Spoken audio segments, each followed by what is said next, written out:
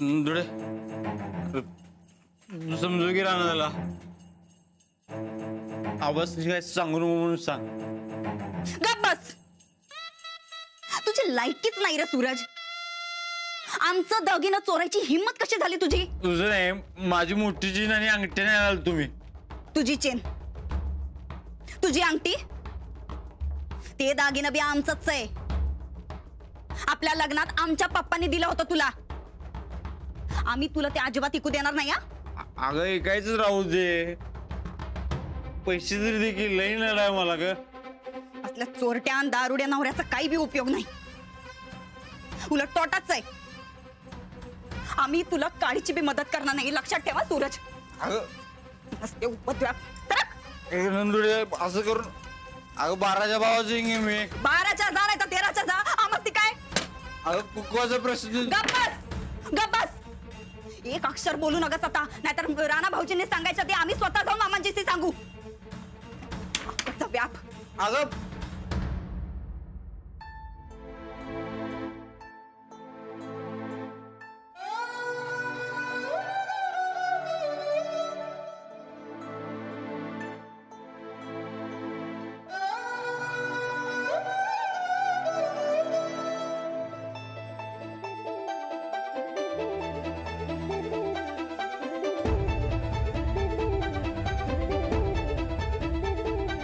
काय झालं?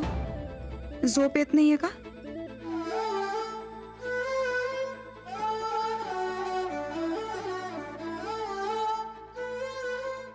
झोप न येणं साहजिक आहे. सूरजनं असं का करावं? स्वतःच्याच घरात चोरी, स्वतःच्या बायकोच्या दागिन्यांवर हात मारायचं म्हणजे मी त्याला लई बोललो काय आज? त्यांनी चूक केली म्हणून बोललात ना. पण मी त्याला एवढं वरडायला नाही पाहिजे होतं.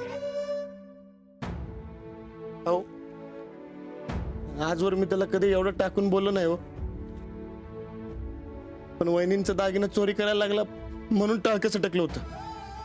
नक्की कसलं वाईट वाटतंय तुम्हाला?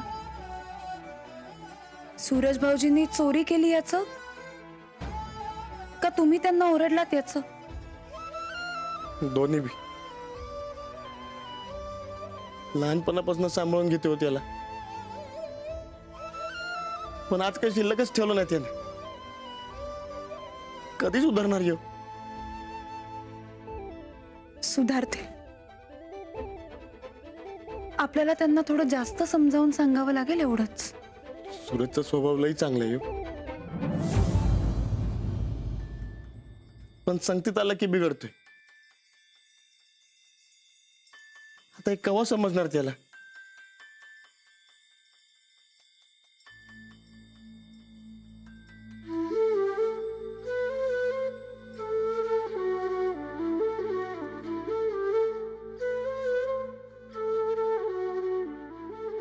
जेव्हा माणूस आपल्या जवळचा असतो ना, तेव्हा त्याला समजवायचं. समजावूनही चुका नाही समजल्या तर त्याचा कान धरायचा.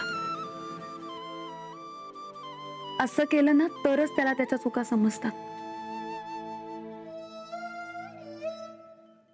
मला सांगा, आजपर्यंत तुम्ही सूरज भाऊजींना खूप सांभाळून घेतलं की नाही? मग आज जरा दटावलं तर बिघडलं कुठे? तुम्ही काही चुकीचं नाही केलं. माझं चूक का बरोबर त्याचं काय नाही, पण येऊ सुधारलं पाहिजे. सुधारतील, फक्त आपल्याला त्यांना जास्त समजावून सांगावं लागेल, एवढंच. पण आज सूरजनं जे काय केलंय ते लई चुकीचं केलंय बघ. त्याने जे काय कालच्या थराचं केलंय म्हणजे कारण बी तसंच काहीतरी असणार.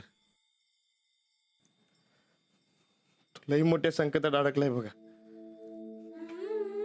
नाही तर तो असं वागणार नाही हो. आणि त्याला माहित आहे की आबा पैसे देणार नाहीत, म्हणून मग त्याने चोरी.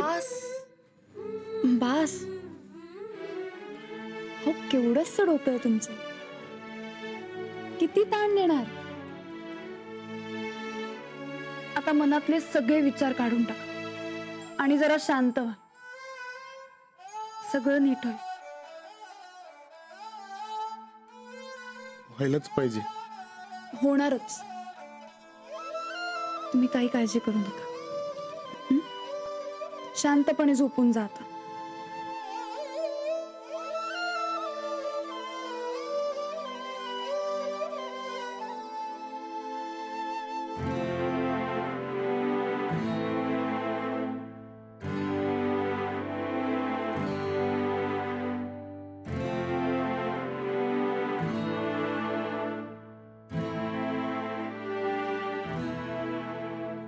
मांडीवर डोकं ठेवून झोपता का? लवकर झोपला.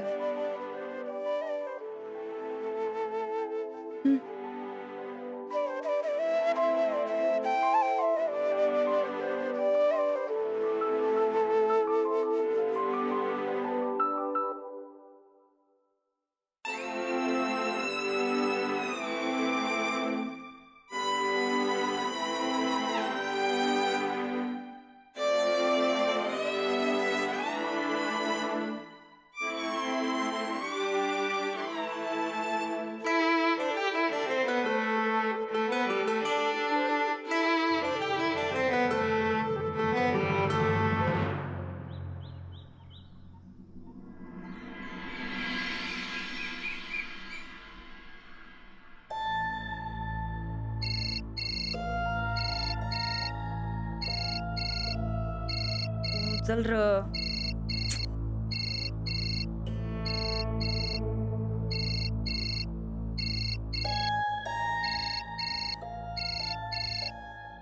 अरे सूरज, तुझा ताप आमासनी कशाला र? काय झालं काय? सकाळ धरणं 50 वेळा वाजायला येते डबड. उचल की एकदाच.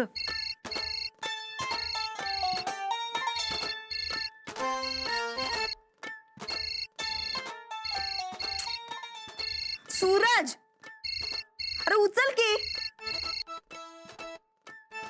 हॅलो. नाही अहो, जरा झोप लागली होती हो. नाही अहो, पैसे देतो तुमचं बुडवणार नाही मी. हो, शिव्या घालायचं काम नाही. सकाळ सकाळी सांगा लागलोय. हळू. अहो अहो अडचण समजून घ्या की राव. तुम्ही बी असं करायला असा. अहो तसं नाही. अहो सगळ्याच्या सगळं पैसे देतो मी. अहो व्याजा सकट देतो मग झालं. अहो 4-8 दिवस द्या की. अहो रक्कम काय बारकी आहे होय. पोलीस जायची काय? अहो देतो. अहो हॅलो हॅलो.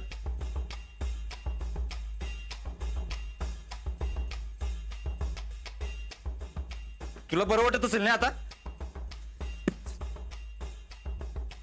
काहीच वाटत नाही आमासनी. पैसे नाही दिले की नवरा जातोय खडी पडायला. तेव्हा तर काय वाटेल की नाही?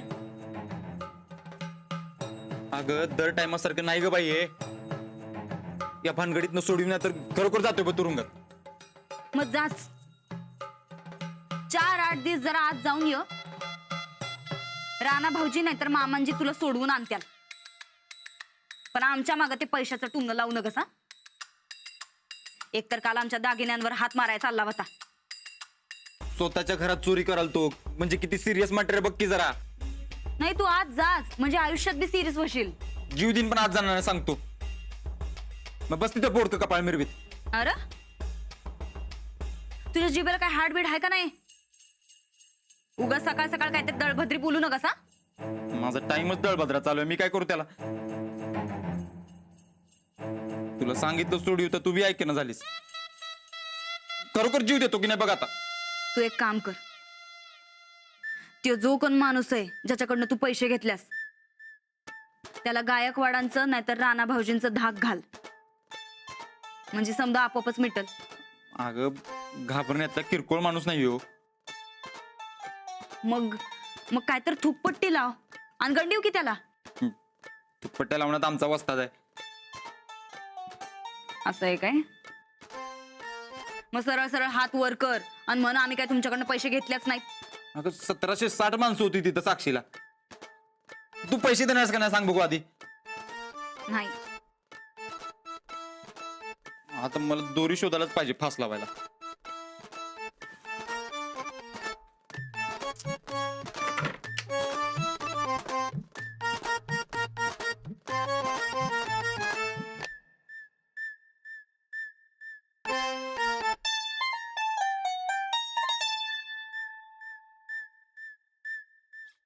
काम भागल माझं.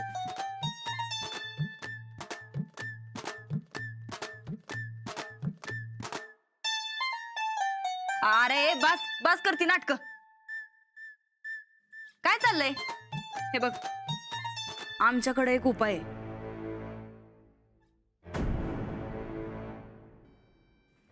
त्यो जमतोय का बघू. सांग की मग.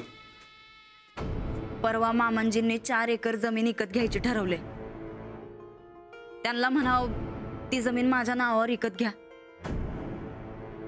एकदा का ती जमीन तुझ्या नावावर झाली की ती तू घाणवट टाक, नाही तर परस्पर इकून तर टाक. काय पाहिजे ते कर, म्हणजे तुझी भानगड आणि आमच्या मागची किटकिट दोन्ही बी मिटल. अगं आबा माझ्या नावावर नाही घेणार जमीन. झालं सांगायच्या आधीच नाही भय. अरे एकदा सांगून तर बघ. म्हणा मी पण तुमचाच मुलगा आहे का समजा आपलं थोरल्याच्याच नावावर करणार आहे. एवढी 100-200 जमीन आहे, त्यातली 4 एकर जमीन जर तुझ्या नावावर केली तर काय बिघडत नाही त्यांचं. मला असं बोलायला नाही जमणार. हे बघ सूरज, आम्हासनी जो उपाय दिसला तो आम्ही सांगितला. आता तू बघ तुला काय करायचंय ते. आम्हासनी आपलं आमच्या कुकवाची काळजी वाटली म्हणून आम्ही बोल, दुसरं काय. असं कसं बोलू मी. असं कसं बोलू म्हणजे. बरं ठीक आहे, आम्ही येतो तुझ्या संग. तू निस्ती मान हलव, तेवढं तर जमल ना ग. हे बघ सूरज, लई विचार करू नगस. एकदा का ही जमीन तुझ्या नावावर झाली तर तुझी भानगड अशी सहज मिटल बघ. तू खरंच बोलणार आबासनी. आणि मग खरंच बोलणार आहे आम्ही. हा पण जमिनीचे पैसे आले की त्या पैशातनं आम्हाला एक डायमंडचा नेकलेस आणायचा. आणलं. तू पैसे मिळवून दे काय पाहिजे आणतो. आम्ही बोलतो पण तू माघार घ्यायची नाही सा. अगं माघार घ्यायची कंडिशनच नाही माझी इथं. चालतंय, तू आवर पटापटा, मामांजीं संगत बोलून घेऊ. जमीन तुझ्या नावावर कशी करत नाहीत ते बघूच. जावर.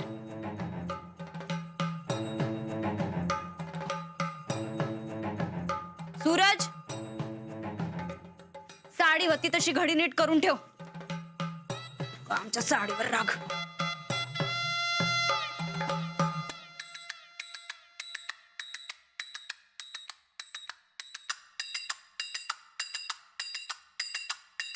साखरेवरील आयात कर 50%, 10% वाढ. आबा अरे वा. मला बोलवलं. हा जरा एक काम होतं.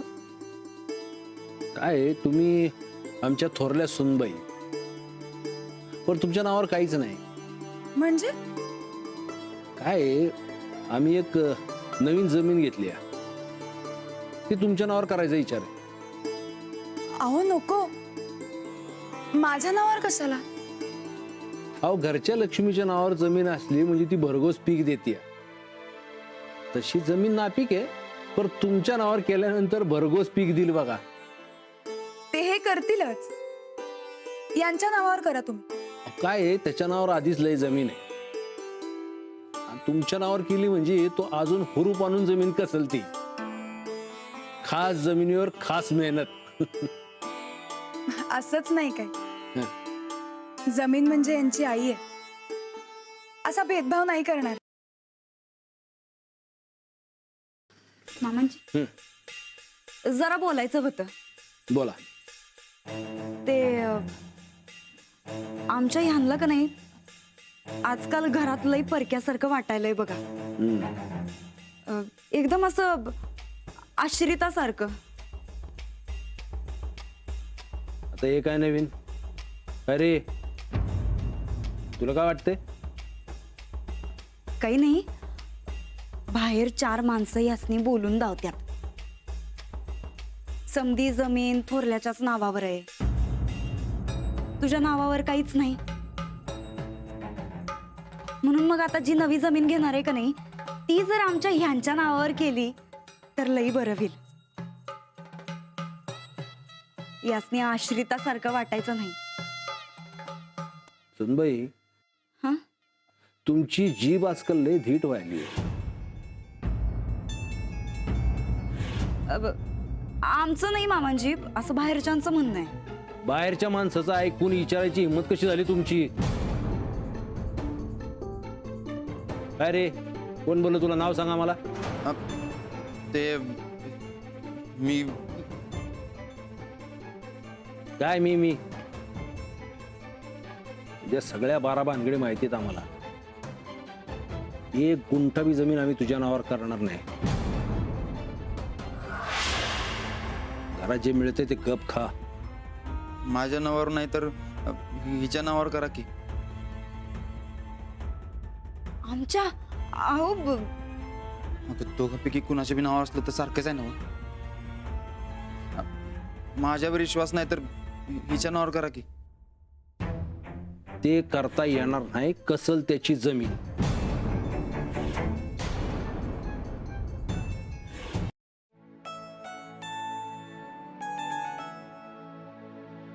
साहेब, तुम्ही सांगितल्याप्रमाणे खरेदी पत्र तयार केलं. नाव चुकलं होतं, अंजलीच्या ऐवजी अंजननी केलं होतं, ते दुरुस्त करून आणलं.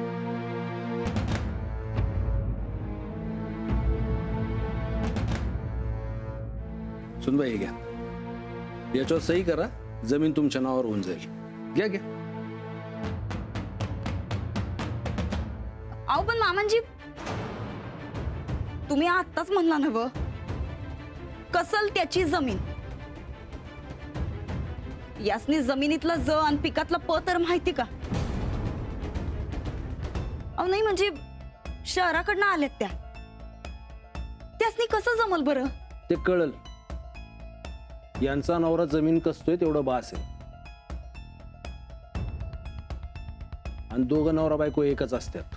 अहो पण मग आमच्या ह्यांच्या नावावर केली असती तर? आम्ही काय करायचं याची अक्कल शिकू नका आम्हाला.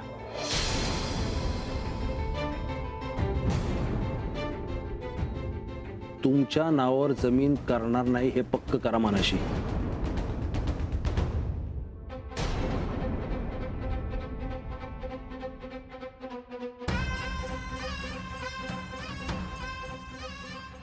तुम्हाला उशीर होतोय ना व? चला.